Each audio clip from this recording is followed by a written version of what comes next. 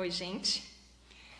Depois que nós falamos sobre o assunto assim, por que que a gente não gasta tempo com fulano de tal? Por que que a gente não fica argumentando com carnistas convictos, né? Pelo menos eu sempre falo sobre isso. Eu falo, não vamos levar flores para quem não quer receber. A gente acaba desperdiçando, jogando fora, porque tá cheio de gente que quer. Vamos colocar esse povo na fila, vamos colocar eles no lugar deles. Não é que a gente vai abandonar, porque a gente precisa que o mundo inteiro vire vegano. Não tem aquele que a gente vai falar, não, esse aqui não precisa virar vegano. Todos precisam.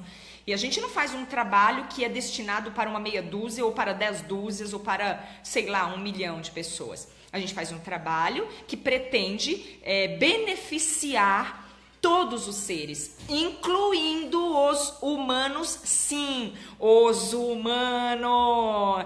Não é que tenha que ser condicionado ao bem-estar humano. Há uma diferença, né? Porque as pessoas falam, pô, mas a pessoa, você é o quê? Human first, né? Que fala que é aquele que é o humano primeiro. Não. Os humanos precisam devolver a liberdade dos animais, que está sequestrada há tanto tempo que a gente já não tem como contabilizar. A gente precisa devolver. Isso precisa de um processo, isso precisa de um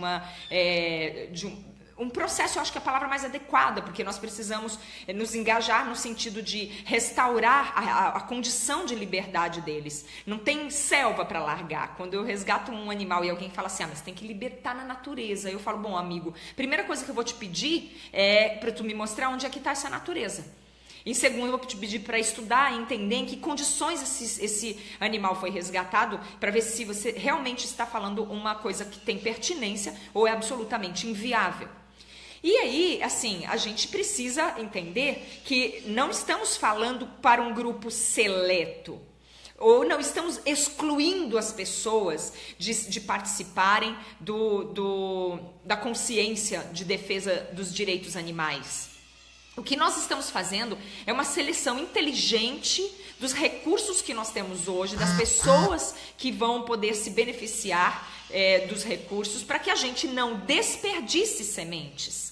O Animadruga é um parceiro, assim, que tem dado uma grande força para o nosso trabalho vegano, nosso no geral, porque eu sinto ele um bocado focado, não é aquela coisa parcialzinha de querer gostar do fulaninho, eu me identifico com o trabalho do fulaninho, então por isso eu vou colocar o trabalho dele em voga. Não, ele compila tudo que está ao alcance dele e coloca para que a gente abasteça a internet de conteúdos que fale em defesa dos direitos animais. Porque as mesmas pessoas que podem me perguntar hoje, porque por escassez de informação, ela pergunta, Nana, você pode me dar tal informação? Ela vai usar um veículo que é a internet, o computador, o celular. Ela pode muito bem colocar lá no YouTube, no Google e encontrar isso com fartura. Mas para ela encontrar isso com fartura, precisa ter com fartura.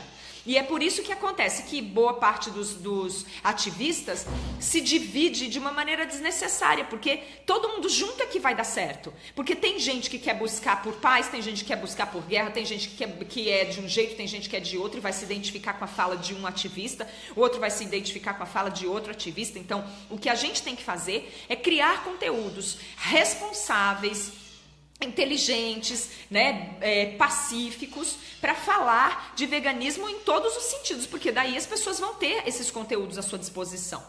Enquanto isso, a gente está em um movimento que é literalmente verdinho, né? A gente tem um movimento que ele é recente do ponto de vista histórico, se for referenciar por outros movimentos no mundo, na sociedade, e se for falar do tamanho da revolução necessária para que a gente consiga realmente, efetivamente, bons resultados para a libertação animal, é muita coisa, uma revolução gigantesca, é a maior revolução moral de todos os tempos, da história da humanidade, porque ela pressupõe uma coerência ética que vai fazer com que a gente seja atravessado, que o veganismo vai atravessar todos os setores da nossa vida, a alimentação, o vestuário, o nosso modo de nos divertir, o nosso modo de se relacionar uns com os outros, de adquirir coisas, de comprar, de vender, de consumir em geral, vai mudar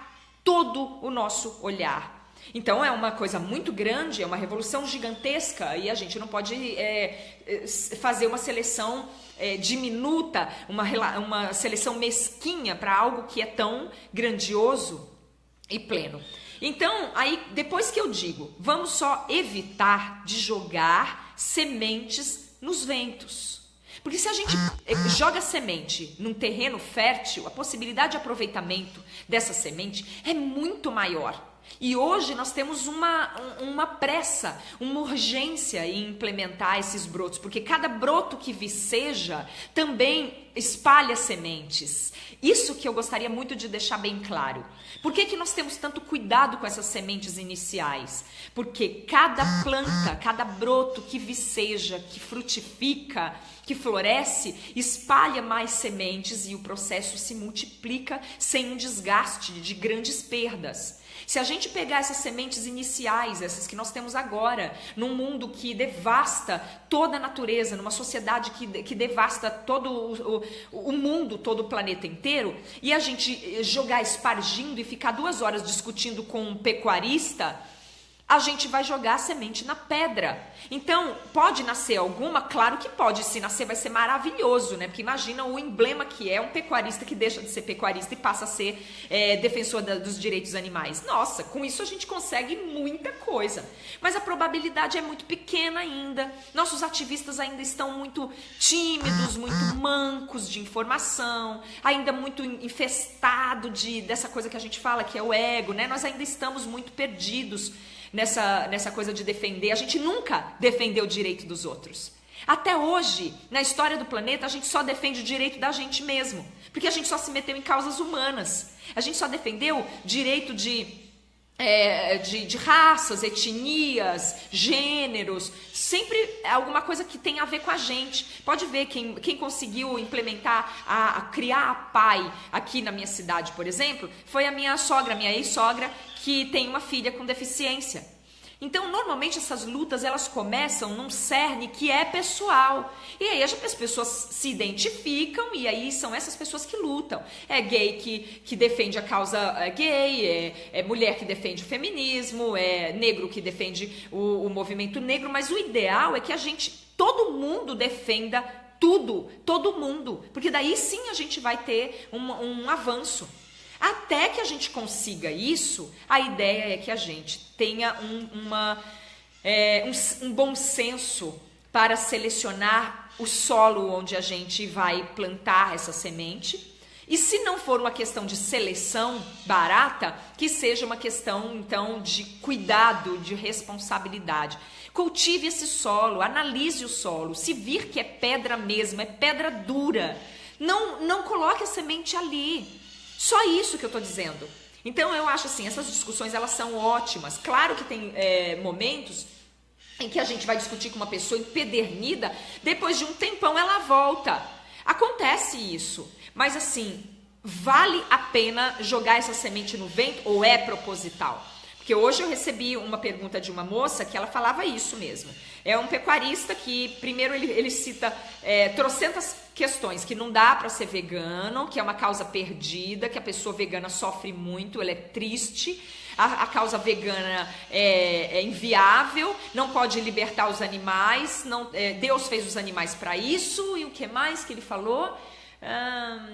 E por fim, depois de todas essas alegações, ele anula toda a necessidade de fazer essas alegações quando ele diz assim: eu gosto de ver o capital girar, eu gosto de ver o circo pegar fogo, eu gosto de dinheiro, de luxo, de opulência, mesmo que esse dinheiro venha do sofrimento de qualquer pessoa e qualquer coisa também. Depois eu dou lá, faço um leilão e pego parte da renda e destino para as criancinhas com câncer. E aí eu limpo um pouco essa minha consciência de vilão de desenho animado, daí eu não vou me sentir um desgraçado, um crápula, filho da puta, e então tá ótimo, porque eu dou lá dinheiro para as criancinhas com câncer, e eu tô fazendo, ó, tá vendo? Se eu não fosse criador de gado, você, mamãe, que está recebendo esse dinheirinho aqui para cuidar do seu filhinho com câncer, não teria. Então não agradeça a mim, não agradeça a mim, agradeça a pecuária. Eles não são tolos, eles fazem isso. Se eles cederem um dia, e isso ainda vai acontecer, anotem o que eu estou dizendo, não estou profetizando nada, é uma questão de lógica. Quando o movimento vegano começar a crescer de verdade, os pecuaristas, né, a bancada ruralista toda vai pegar essas estratégias mais ordinárias e vai fazer. Eles vão para os lugares onde a fome impera, essa fome mesmo que eles gostam de cultivar, para que o planeta continue vulnerável e refém, e vão distribuir carne para todo mundo.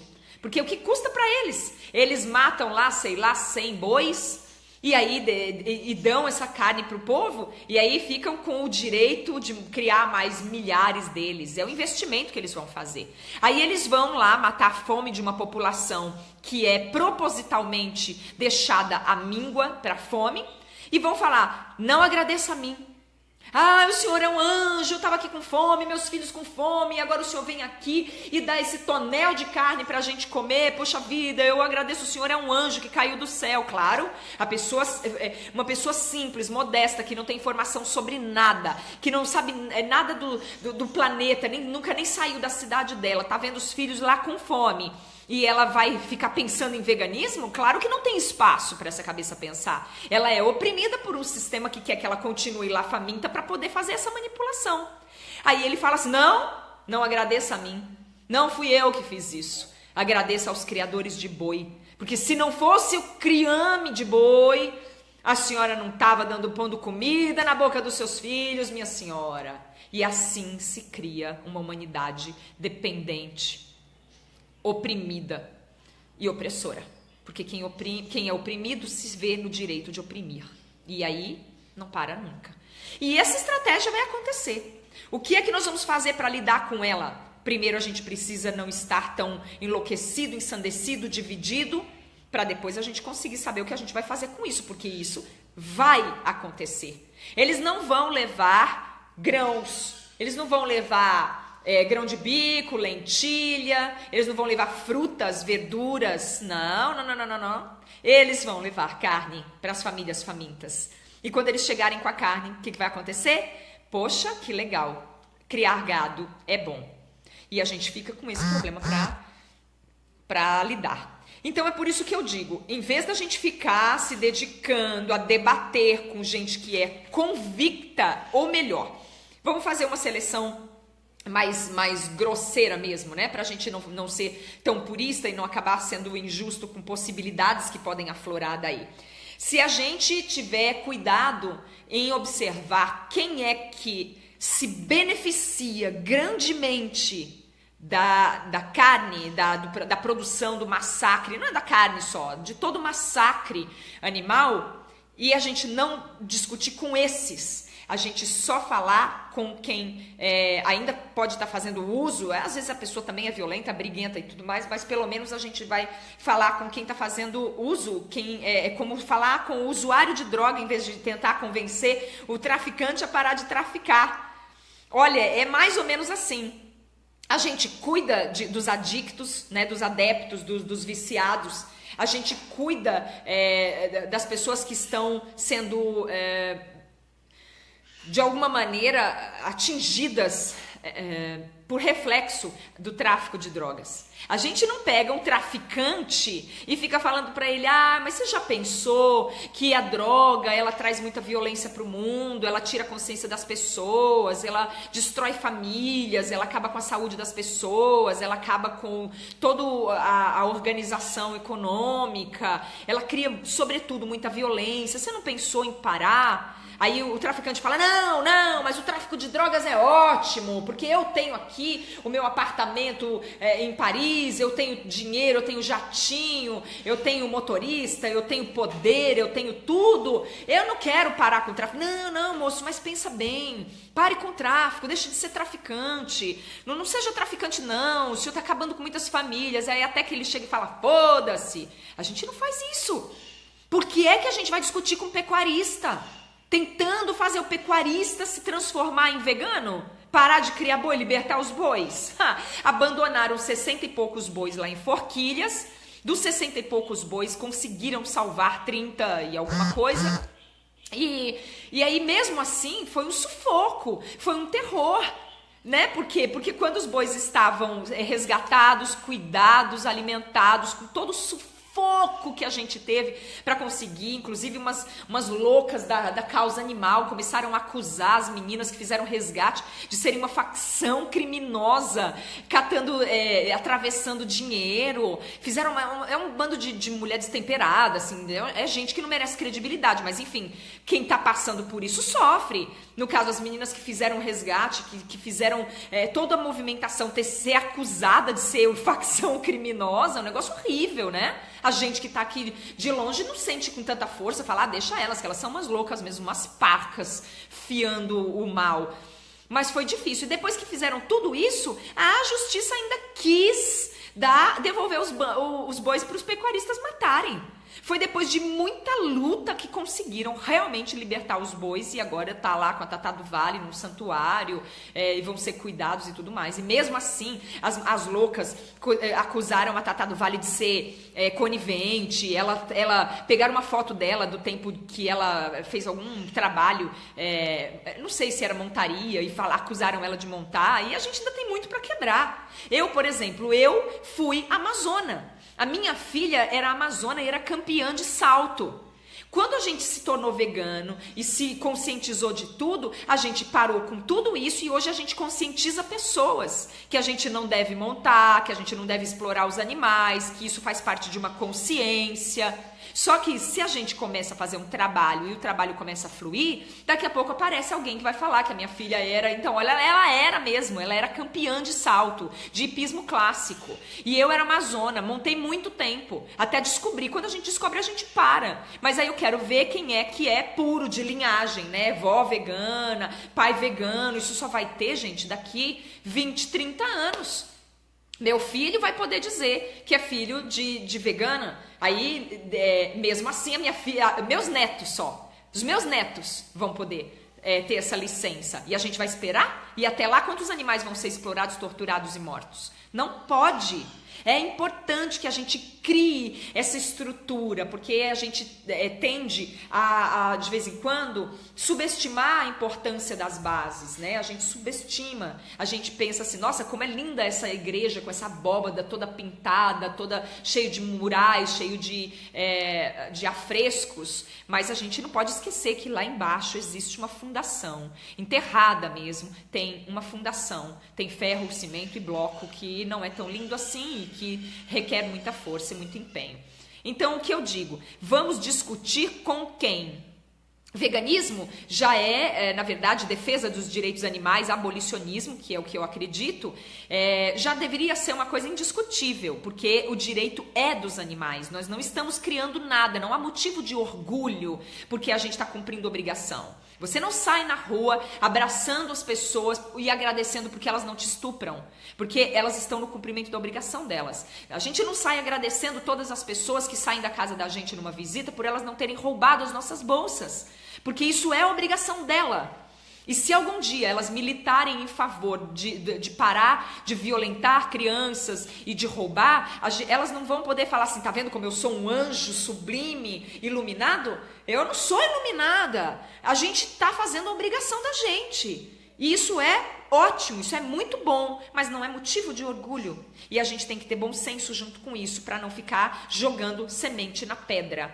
Então, discutimos. Se você tem a oportunidade de conversar com um pecuarista, e você percebe que vai ter pessoas escutando, pessoas que estão em dúvida e que vão escutar. Se você tem a oportunidade de fazer um protesto na frente de um matadouro, de um frigorífico, de uma loja de peles, e você sabe que aquilo vai tocar muita gente, é diferente. Então, por que nós nos vestimos ou nos despimos, né? Que foi o meu caso no Dia das Mães do ano passado, e eu espero que nesse Dia das Mães eu tenha outra oportunidade de fazer isso, que nos despimos, pintamos o nosso corpo de sangue fictício, deitamos numa bandeja e ficamos na avenida tentando mostrar para as pessoas a empatia, como que é para todas as mães do mundo, as porcas, as vacas, as galinhas. Porque a gente cria empatia num movimento desse. Mas discutir com um pecuarista isoladamente, para mim, dá no mesmo de discutir com um traficante. É possível, se você não morrer, que inclusive eles são da mesma laia, inclusive você corre o mesmo risco de ser assassinado Não é diferente. A bancada ruralista é violenta. É igual a bancada da bala. É absolutamente violenta. E a minha exposição, por exemplo, aqui, ela é muito consciente. Porque eu sei que se eles tiverem que matar pessoas, eles não vão pensar duas vezes. Talvez pensem duas, porque a primeira é tentar se safar. E aí eles pensem uma outra vez. Só isso. Mas, e o traficante é declarado, ele é um bandido mesmo, né? É um bandido claro. Só isso. Mas a gente precisa ter um pouco de inteligência na hora de dispor os nossos recursos de argumentação. Chegar na casa da sua família e discutir com aquela sua tia ou com aquele seu tio que acha que é o papai sabe tudo e ele vai só te expor, te fazer passar por violenta, tirar sua paciência, te fazer passar por louca, desequilibrada e fazer todo mundo falar é verdade, mastigando um belo pedaço de pernil e falando assim, é verdade, ela é louca mesmo, pra quê?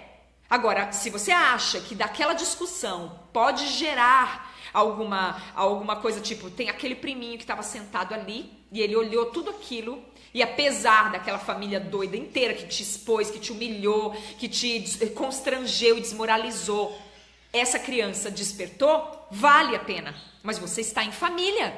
Agora pense qual é o dispêndio de você conversar com um pecuarista. É exatamente como conversar com um traficante. Eu tive a oportunidade, na época da discussão da vaquejada lá em Brasília, de falar com vaqueiros. Eles entraram, invadiram o meu Facebook no inbox e falaram de tudo para mim. O que eles falavam? Porque eu tenho pinto grande, porque você não foi pega direito pelo seu marido, por isso que você fala isso. Vem aqui que eu vou te dar uns arroz. Foi isso que eu ouvi. Aí vem falar pra mim que esse tipo de discussão vale a pena? Não, eu exponho eles de outra forma. Eu pego um cartaz escrito, querido vaqueiro, só pra você saber, não estou nem aí com o seu pinto. Aí eu posso fazer isso, eu posso levar numa live o assunto e falar, mas eu estou falando com gente que quer entender, que tem alguma condição de entendimento, que está disposto, outras pessoas que são parceiros, que vão passar pra frente esses argumentos. Mas discutir com gente convicta, eu não discuto. Se tiver algum parceiro que acha que vale a pena e está afim de pegar essa empreitada, tem o meu apoio. Mas eu mesma não faço e não aconselho os novatos, as pessoas que estão conhecendo a causa agora, aquelas pessoas que estão se munindo de força agora, porque é um desgaste muito gigantesco e ainda é um risco, né? É uma loteria. Então eu acho assim, aceitar desafios pode ser uma grande armadilha. Se você aceitar o desafio sem pensar no quanto aquilo pode ser produtivo, o quanto aquilo pode render verdadeiramente um bom resultado para os animais, é uma grande armadilha. Saiam disso, pulem disso, porque se for só para tirar a queda de braço e sair com a sensação de que humilhou o outro, deu um show de argumentos bem fundamentados, saiu por cima, mandou todo mundo ir à merda e saiu feliz da vida saltitante, desconfie. Talvez não seja mesmo uma coisa de boa ideia. Melhor você guardar essa energia para estudar mais e argumentar com aquele monte de adolescente que vai te procurar, querendo fazer a transição e vai precisar de um apoio enorme. E claro, nas redes sociais, eu só peço, se forem discutir nas minhas postagens, discutam com esse coração aberto. Sejam doces, sejam educados, sejam comedidos, decorosos, porque isso sempre vai ajudar. Nas outras postagens, quando você vir alguém xingando o outro de palavrões horrorosos, se puderem se abster de falar, eu acho que é bom. Se puderem formular um argumento e largar lá, também eu acho que é bom. Né? Porque assim, pense, se você chega numa postagem, num vídeo, e aí tem aquele cara que escreveu assim, sua vagabunda, você é uma louca, você não sabe o que você está falando, milhares de famílias vão morrer de fome se não tiver criação de gado, blá, blá, blá. E aí o que você faz? Você faz que nem uma animadruga, pega lá argumentos sobre alimentação, sobre sustentabilidade, separa. E aí você vai lá, copia, cola e sai andando. Se esse sujeito for entrar em contato com essa argumentação algum dia, ele vai entrar em contato, mas ele não vai te pegar, ele não vai te encher o saco, não fica brigando com ele, não fica, larga lá. Se ele tiver que despertar, ele vai despertar através disso. Mas não de vocês ficarem fazendo embates pessoais, porque só vira mesmo guerra de queda de braço. A possibilidade é muito pequena da gente florescer. E é o que eu estou falando. Tenham cuidado com as sementes, porque essas sementes primordiais são aquelas que, em vicejando, vão espalhar outras tantas. E isso eu acho que vale muito mais a pena. Então vamos nos separar assim. Cada um de nós faz aquilo para o que se acha mais apto, né? E eu acho que a gente tem gente capaz para tudo aí no meio. Tem bastante gente se informando bastante, o movimento está crescendo bastante. Vamos nos dar mais apoio e sem violência eu acho que tudo é válido. Se não for violento, eu acho que tudo é válido. E aí eu vou fazer uma sugestão, que é a sugestão que o Animadruga sempre dá. E às vezes passa batido dos nossos ouvidos assim. Façam o seguinte, retornem a pergunta. Quando o cara começar a falar que tem que ser assim mesmo, você pergunta para ele assim, mas você acha normal explorar animais?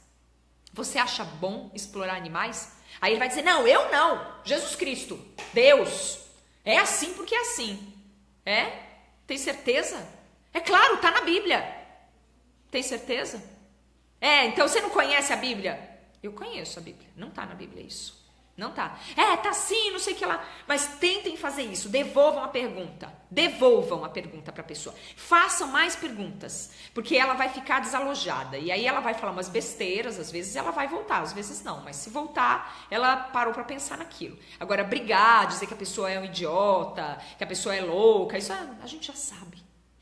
Tá? Então, não adianta. Obrigada, gente. Obrigada por acompanhar o trabalho da gente. Vamos tentar conversar mais. Se vocês quiserem deixar sugestões, quiserem deixar alguma ideia também para que a gente possa conversar melhor. Se viram que eu falei alguma coisa que não é muito legal, que não está de acordo, que pode melhorar, eu aceito também. Pode colocar aí, Nana, olha, em tal coisa você falou um negócio, mas não é bem assim. Aliás, eu vou aproveitar para fazer uma correção. Uma moça me falou que eu sempre cito uma criança que aparece na guerra, que eu sempre falo da bomba atômica e tal, que aparece nua, toda empoeirada e tal. Ela citou até o nome da criança, mas não me ocorre agora. Ela corrigiu dizendo que essa criança é da guerra, da bomba de Hiroshima. E então é legal a gente acrescentar, né? E ela falou isso porque eu sempre cito que a gente não quer dar poder para as crianças, mas achando que elas não têm discernimento para nada, mas na hora de usar essas crianças como emblema das guerras que a gente causa, aí a gente usa, né? Tanto essa menininha como o menininho da praia e aquele outro que foi também, que estava na guerra e aparece limpando os ferimentos no banco da ambulância. A gente gosta de fazer isso, usar a fome na África, tudo coisa que a gente não está passando para justificar os erros que a gente comete. Então, vamos pensar melhor, vamos discutindo, vamos seguindo, que é assim que a gente alcança alguma coisa. Muito obrigada, gente. Um beijo para todo mundo.